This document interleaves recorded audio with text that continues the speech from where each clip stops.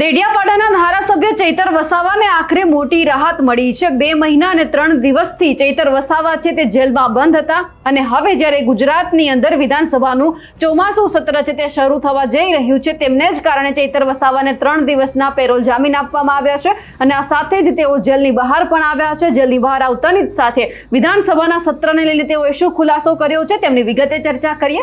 નમસ્કાર, આપ જોઈ રહ્યા છો નિર્ભય ન્યૂઝ અને હું છું આપની સાથે રિદ્ધિ।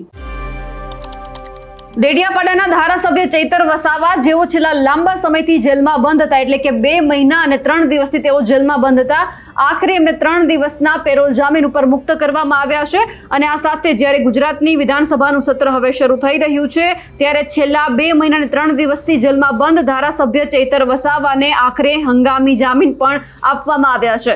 રાજપીપળા કોર્ટે ધારાસભ્યને 3 દિવસના હંગામી જામીન આપ્યા છે। આજથી આગામી 10 સપ્ટેમ્બર એમ 3 દિવસ સુધી 15મી ગુજરાત વિધાનસભાનું 7મું સત્ર યોજાશે। આજે સત્રની શરૂઆત પ્રશ્નોત્તરીથી થવાની છે, ત્યારબાદ સમગ્ર દિવસ દરમિયાન શોકદર્શક પ્રસ્તાવો પર ચર્ચા થશે, ત્યારબાદ ગૃહ મુલતવી રાખવામાં આવશે। તારીખ 9 અને 10ના રોજ વિધાનસભામાં પ્રશ્નોત્તરી અને અન્ય કામકાજ ઉપર 5 વિધેયક રજૂ કરાશે। ઓપરેશન સિંધુની સફળતાના પગલે આ સત્ર દરમિયાન મુખ્યમંત્રી ભૂપેન્દ્ર પટેલ દ્વારા અભિનંદન પ્રસ્તાવ લાવવામાં આવશે। આ બધા માટે અને દેડિયાપાડાના પ્રશ્ન ચોમાસુ સત્રમાં રજૂ કરવા માટે ચૈતર વસાવાને હંગામી જામીન આપવામાં આવ્યા છે। દેડિયાપાડા તાલુકા પંચાયતના પ્રમુખે ધારાસભ્ય ચૈતર વસાવા સામે ગંભીર આરોપો સાથે ફરિયાદ નોંધાવી હતી, જેને લઈને ચૈતર વસાવાને જેલમાં બંધ કરવામાં આવ્યા હતા। દેડિયાપાડાના તાલુકા પંચાયતના પ્રમુખને ધારાસભ્ય ચૈતર વસાવાએ લાફો માર્યો હોવાના આક્ષેપ સાથે પોલીસ ફરિયાદ નોંધાતા તેમની ધરપકડ કરવામાં આવી હતી। 5 જુલાઈ 2025 થી ચૈતર વસાવા જેલમાં છે। અગાઉ પણ ચૈતર વસાવા દ્વારા જામીન અરજી મૂકવામાં આવી હતી, પરંતુ કોર્ટ દ્વારા તેમને નામંજૂર કરવામાં આવી હતી।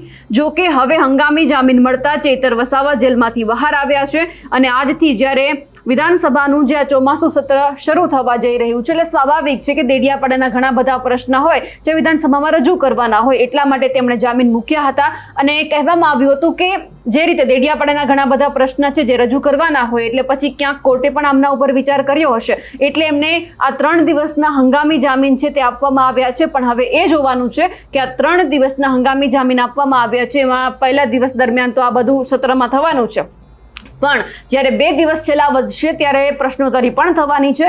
ત્યારે એ જોવાનું છે કે ચૈતર વસાવા કેવા પ્રશ્ન ઉઠાવે છે, તેમને સાંભળવામાં આવે છે ખરા। પણ જ્યારે ચૈતર વસાવા જેલની બહાર આવ્યા છે અને જેલની બહાર આવતાની સાથે જ વિધાનસભાને લઈને તેઓ શું કહી રહ્યા છે તે સાંભળીએ।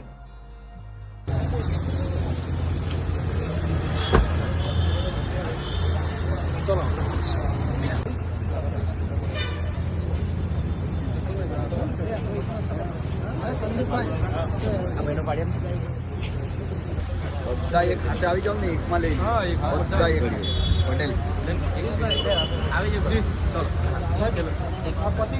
પતિ ગયા પટી ગયા ફોટા બધા એક ખાતે આવી જાવ। ચલો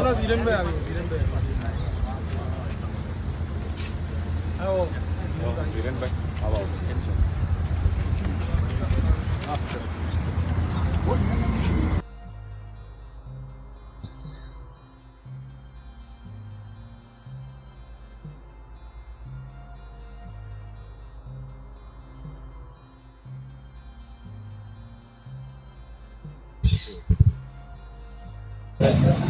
સારું તો મળીએ બધા વિધાનસભામાં જવાનું છે જેમ સુધી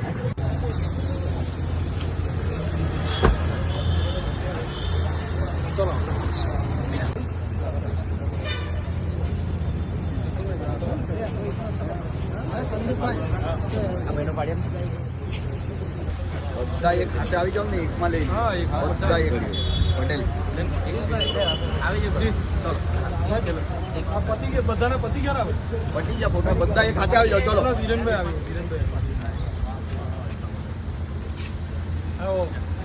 વિરેનભાઈ આવો કેમ છો?